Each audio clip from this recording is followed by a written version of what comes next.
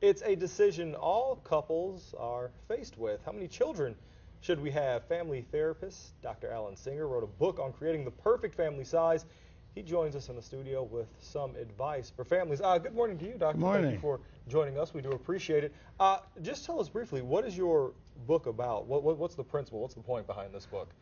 The principle behind the book is sometimes couples are making decisions haphazardly, and I want them to do it with determination and with conviction. I want to give them the information and self-test questions to ask themselves so that they will be best equipped for this decision.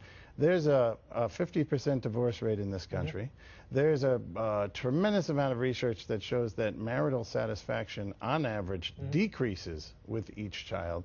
So I don't want to take chances. In 3 decades of counseling couples, I've seen that children have a big effect on the family unit, and I call it a parenting book about marriage that I wrote on behalf of children, because the marital bond is the most important part. Okay.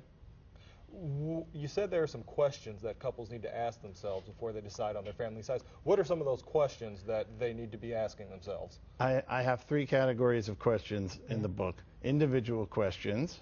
How do you feel psychologically, physically? Number 2, how's your marriage doing? Okay. These are hard financial times that we're in. Finances plays an important role. Right, of course. How's the marital bond? And then the 3rd group of questions is about parenting for those couples who already have at least 1 child. Do you like parenting, and do you think you're good at it? Because those 2 aren't exactly the same, and I want to see couples be able to, if they're going to have another child, I want them to do it with determination and make that decision and go for it. Okay.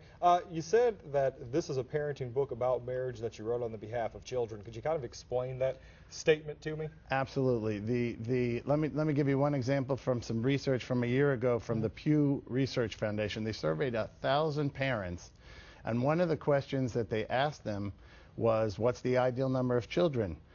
Would you believe that of the couples who have 3 and 4 children, 1/3 of them said 2 is the ideal number of children, as if they had too many.